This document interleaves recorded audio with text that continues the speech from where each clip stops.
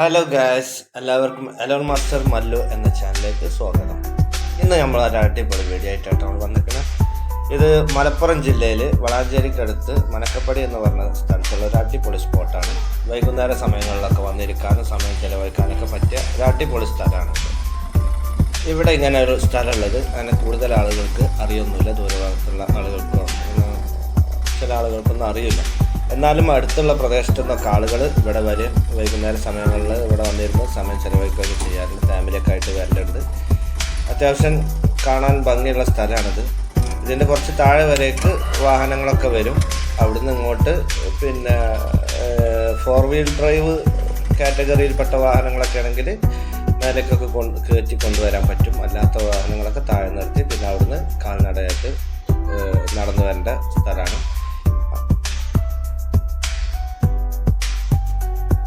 പിന്നെ ഇവിടെ ഇങ്ങനെ സ്ഥലം ഉള്ളതായിട്ട് അറിയുന്ന ആളുകളൊക്കെ ഫാമിലി ആയിട്ടൊക്കെ വൈകുന്നേരമൊക്കെ ഇവിടെ വന്നിട്ടുണ്ട്. ഞങ്ങൾ വന്ന സമയത്ത് ഇവിടെ ഒത്തിരി ഫാമിലികളൊക്കെ ഇവിടെ ഉണ്ടായിരുന്നു.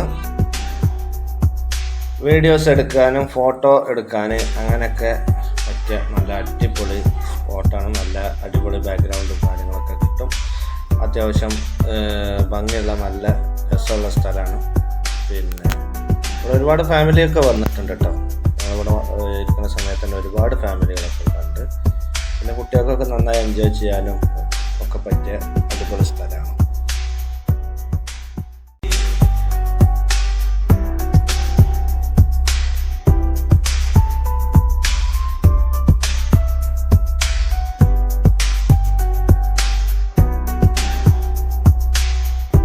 അങ്ങനെ ഗായ്സ്, ഞാൻ പറഞ്ഞിട്ടുണ്ടായിരുന്നില്ലേ ഒരു ഫാമിലി ഇവിടെ കുട്ടിയുടെ ബർത്ത്ഡേ സെലിബ്രേഷൻ ഒക്കെ ഇതിൻ്റെ മേലെ വെച്ച് ചെയ്യുന്നുണ്ടായിരുന്നു. ഇവരായിരുന്നു ആ ഫാമിലി.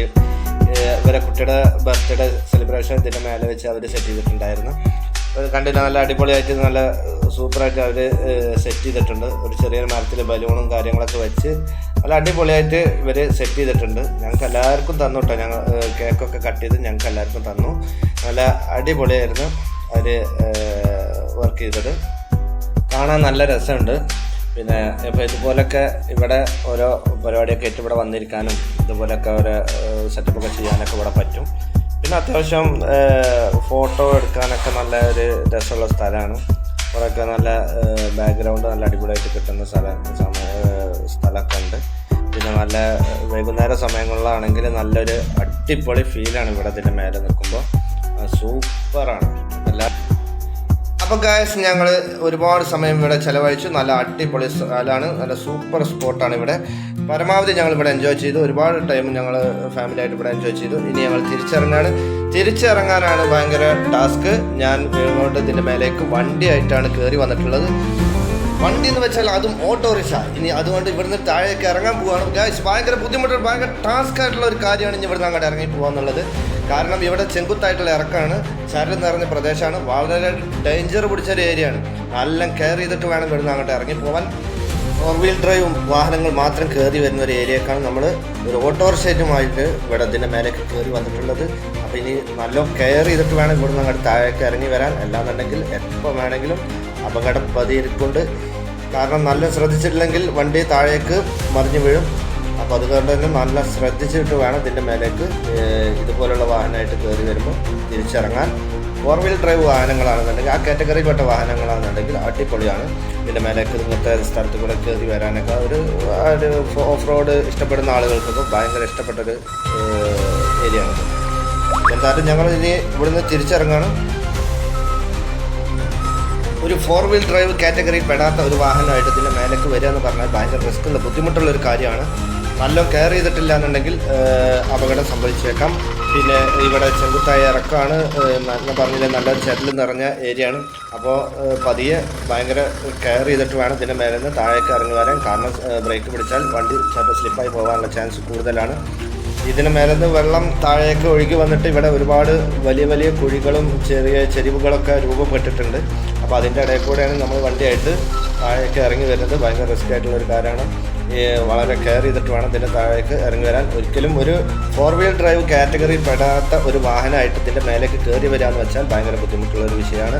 അതിൻ്റെ ഇടയിൽ കൂടെയാണ് ഞാൻ ഇതിനായിട്ട് ഒരു ഓട്ടോറിക്ഷയായിട്ട് ഇതിൻ്റെ മേലേക്ക് കയറി വന്നിട്ടുള്ളത്. ഭയങ്കര റിസ്ക് എടുത്തിട്ടാണ് ഇതിൻ്റെ മേലേക്ക് കയറി വന്നിട്ട് വളരെ കെയർ ചെയ്തിട്ടാണ് ഇതിൻ്റെ മേലേക്ക് ഞാൻ വന്നിട്ടുള്ളത്.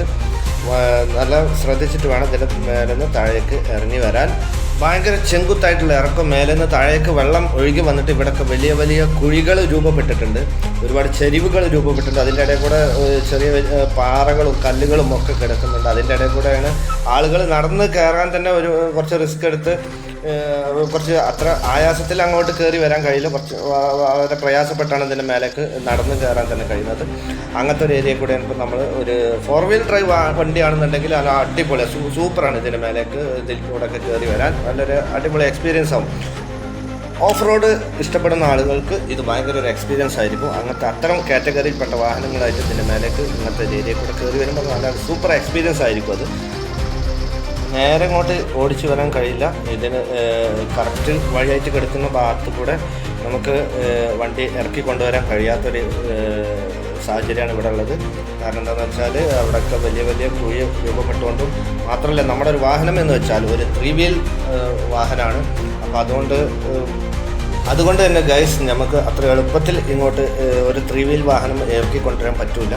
കാരണം എന്താണെന്ന് വെച്ചാൽ അവിടെ വെള്ളം വന്ന് ഒഴുകി വന്നിട്ടൊക്കെ വലിയ കുഴി രൂപപ്പെട്ടിട്ടുണ്ട്. അതുകൂടെ ഇറക്കി വന്നാൽ നമുക്ക് വണ്ടി ഓവറായി ചെരിയും. ഇതൊരു 3-wheel വാഹനമാണല്ലോ, അപ്പോൾ ഇത് ഓവറായി ചെരിഞ്ഞ് കഴിഞ്ഞാൽ വണ്ടി മറിയാനുള്ള സാധ്യത കൂടുതലാണ്.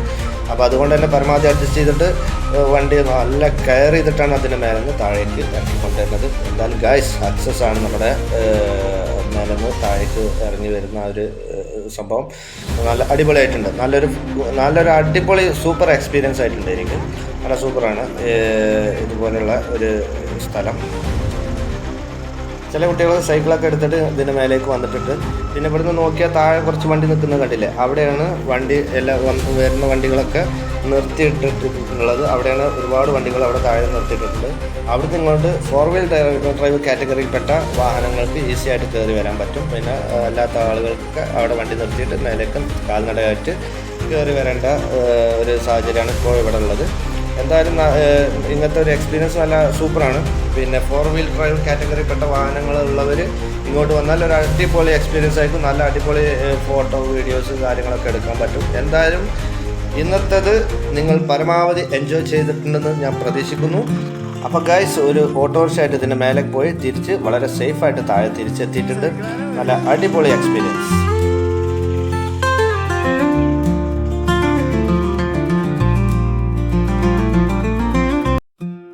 അപ്പോൾ ഗൈസ് ഞങ്ങൾ മേലെ നിന്ന് താഴേക്ക് എത്തി.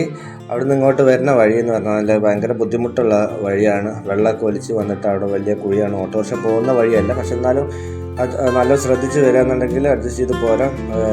ശ്രദ്ധിച്ചിട്ടില്ലെങ്കിൽ വണ്ടി മറിയും. പിന്നെ അവിടെ നിന്ന് ഇങ്ങോട്ട് താഴേക്ക് ഇറങ്ങുന്ന വഴി JCB തൊട്ട് വെട്ടി റെഡിയാക്കി വെച്ച ഒരു വഴി മാത്രമാണ്. ടാറിടാത്ത ഒരു സാധാ കുണ്ടും പുറത്തുനിന്ന് ഇങ്ങനെ ഇറങ്ങി വരുന്നൊരു വഴിയാണ് ഉള്ളത്. ഇവിടുന്ന് കുറച്ച് താഴത്തേക്ക് പോയി കഴിഞ്ഞാൽ പിന്നെ അവിടെ നിന്ന് അങ്ങോട്ട് കുറച്ച് കോൺക്രീറ്റ് ചെയ്തിട്ടുണ്ട്. ടാറിങ് അടുത്ത് അല്ലെങ്കിൽ കോൺക്രീറ്റ് ഒക്കെ ആയിട്ട് അടുത്ത് ചെയ്യുന്നൊക്കെയാണ് കേൾക്കുന്നത്. അപ്പോൾ ഗൈസ് ഇത്രയും മാത്രമാണ് ഇന്നത്തെ വീഡിയോ ഉള്ളത്. അപ്പോൾ ഇനി അടുത്ത നല്ല അടിപൊളി വീഡിയോ ആയിട്ട് നമുക്ക് വീണ്ടും കാണാം.